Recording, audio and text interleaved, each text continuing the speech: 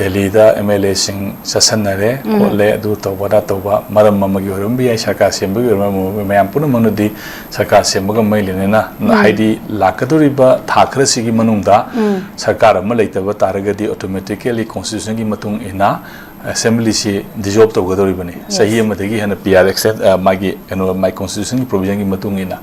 aduna siboki manungda popular government ama manipur da miyang ya pamba leiriba hojigi leiriba होगी सरकार सी democracy ऐसी people दगी power to generate तोरो कदर बनी देना को अदुगी generate तोरो तबा होगी bureaucracy दगी the generate तोरो power अमना सलाई भाई बसे माफबे आई फतबे आई अदुना वा अमनी but people की democracy की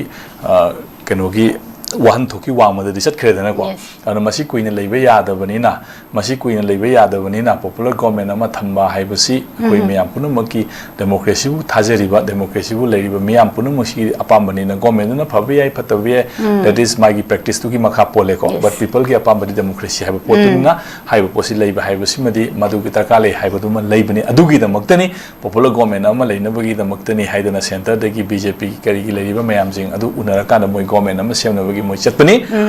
हाइना मयाम लौनबनेबा अदु मोयगी वर्जन दा अखोय अदुगी नतेना हायें हायरकपसु याइको मोयगी ममांग दसु मयाम अदुम हाइना बलैखरे अदुगी पोतुमा अददा हुजिक लेरिबा पोसिमदी सामकुमान हायरेसिनदी हायरिबा पोतुगा याम लक्षणना मैलेनरे अदु अखोयना रिप्रेजेंटेटिव अमा ओइरगा अखोयना काजेरिबा पार्टी अदुगी लीडरसिंग अदु उनबा फंगदबा अमदी अखोयगी मियांगी वाफम खरा थंबा फंगदबा हाइबा तारगदी बातिदा इन यावरोय मथौ ताद्रे एमएलए ओइसु मथौ ताद्रे है माई विजन हम फोंदोक्सबनेबो मागी विजन अमा मागी वखलोन अमा को मदुना मंगोंदा हयें कयाम काना दबा लेबाखिना कयाम कयंता अदुना थोआ खंगानी अदुगा हौजिबोकी ओइनदी मान हाइरिबा पोट असिदैदा अखोयगी गी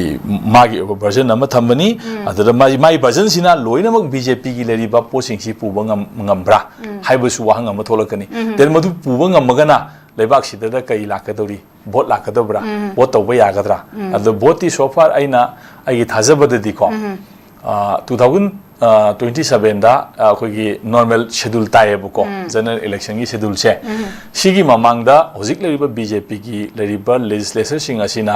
सरकार अमा सेम ngambaba अदु इतारगदी भोट सु तौगने न खले अइने खंजबदा अदु करिगुंबा सरकार सेमद्रबा 2027 की पोसे आईदी तौरोयना आईदी थाजेबा आईदी मागी पीआर सी अदुम मागी सेंटर की सुमागी लेरिबा मागी आइडिया ऑफ इंडिया अमा लेरी हाइबा आइडिया ऑफ इंडिया दो होजिक लेबा बीजेपी सिगी मागी आइडिया ऑफ इंडिया से मसी मणिपुर सिदा कयाम इंपोजिशन कयाम इंडोक्ट्रिनेट तौरे मसीगी वखलों से कयाम पेनिटेट तौरगे हाइबसे मोय मैंडेट अमा येंगा लेगनेबको मदुगी थाजबदु लेत्रगदी मखोइना सिजिनबा याबा मागी गवर्नमेंट अमा मागी रिप्रेजेंटेटिव पीपल थोलक्त्रगदी मोयना गवर्नमेंट दु थमोयबा anyhow PR central rule थमनबो मदु डिक्टेट ओबे मद व्हाटएवर हाइनिंग बा हाइरो फॉर्म अदु एनार्की हाइगरे करी हाइगे नंग थोनिंगम थोलो बट इंडिया की दी इंडिया हाइरिबा हिंदुत्व होजि लेरिबा बीजेपी की कांसेप्ट से मसीगी पोसे मसी मांगबा यादे मसी एक्सपांशन से तगनी हजि मोइन थाजरी सी कैनो हारबो कांदा फॉर अखोगी मणिपुर हाइबसे सिना हिंदुत्व की मागी सिविलाइजेशनल वैल्यू से मागी वे ऑफ लाइफ से मसी टच तौबा जगह से मणिपुर दा लोइरेबा मणिपुर की वामला थोकिबदा मसी की टच तौबा एरिया लेइत्रेबको अदुना मोइना मणिपुर सी याम मरु इन लौरिसे अदुनेबा मरक सिदे नागालैंड मिजोरम अदु अरुणाचल प्रदेश में लेरिसिंग से मसी हिंदुत्व की कैनो से असम त्रिपुरा नतना सिगी मरक सिदा नॉर्थ ईस्ट की स्टेट से मणिपुर सिना लास्ट कैनो नेबको बॉर्डर नेबा अदुना ने मणिपुर से मोइना स्ट्रेटेजिक ते याम मरु ओइ कोली अदु अदाइ लौरिसे करिगुंबा मणिपुर की पीपल सिंग असिगी मोइना मणिपुर कलिसिसु फॉर दैट कोज अदुगे दमक्तने मणिपुर थुगाइदिसु अदुगे दमक्तने मोइदा थाजबम लेरिएबा मणिपुर की लेरिबा पीपल सिंग सिगी मरकता हिंदुत्व की कंसेप्ट सिना अखोई की कैनो से मणिपुर से रूल तौरी कंट्रोल तौरी हैना बीजेपी ने थाजबगी ने मणिपुर दा होजिक टेरिटोरियल इंटीग्रिटी की अदुगे अदागी मोइन डिस्टर्ब तौदन लेरिसे मणिपुर थुगाइरो हाइरिसे मसिगी करिगुमा थाजबसी मांगरबा मणिपुर दि मोइना सेमनिंग मोंदा सेमखिने मरदि मदु मोगी मखुत्ता लेबनेबा सेंटर का बीजेपी पालक्तरगा अतोप गवर्नमेंट लाखरगा अदुना तोंगान वामनी बीजेपी न पालिंगी मनुंगददी हारिबा पोसे करिगुंबा मखोइना मसी कांसेप्ट सि मांगद्रि बौती मखोइना मसीदा प्रोटेक्ट तौबा ग्रुप खरा लेरिबा बीजेपी की आइडिया ना मणिपुर की मनुंग असिदैदा मखोइ की आइडिया ना प्रोटेक्ट तौबा मखोइ की आइडिया दुबु थाजबा मखोइ की अदुगी इलेक्शन अदो अदुना मणिपुर से रूल तौरी मणिपुर की अदुना हाइब पोस्टिंग एक्सपांड मणिपुर की मफम खुदी मंग तौरप यागिनी आइसे थाजब अमा लैबनिना अदुना मरम ओरकांदने मणिपुर थुगाइ दिजे दैट इज मणिपुर थुगाइ देबसे मणिपुर पीपल की इंटरेस्ट नते सिमा अक्ता अखोइ बाप तासिको प्रजादा अइना मियाम दै थमजनिंग आइगी वखलोन थमजबनिको मणिपुर की टेरिटोरियल इंटीग्रिटी दा मणिपुर की लेरिबा कनोदा होजिक खोइना मोइना मणिपुर की लेरिबा डिस्टर्ब तौद्रिबा यूनियन टेरिटरी सोद्रिबा अदु अदा तौद्रि डिमांड मैम तौसु पीद्रिसे मणिपुर की हिस्टोरिकल लिगेसी दुगी मथक्ता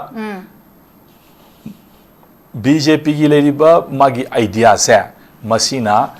हाइरिबा मणिपुर की मनुंग असे एक्सपांड तौरखिनी हाइदना बीजेपी की लेरिबा मागी हिंदुत्वाई कंसेप्ट तो थाजबा मियोसिंग असने रूल तौरी हाइसे बीजेपी न थाजरियबा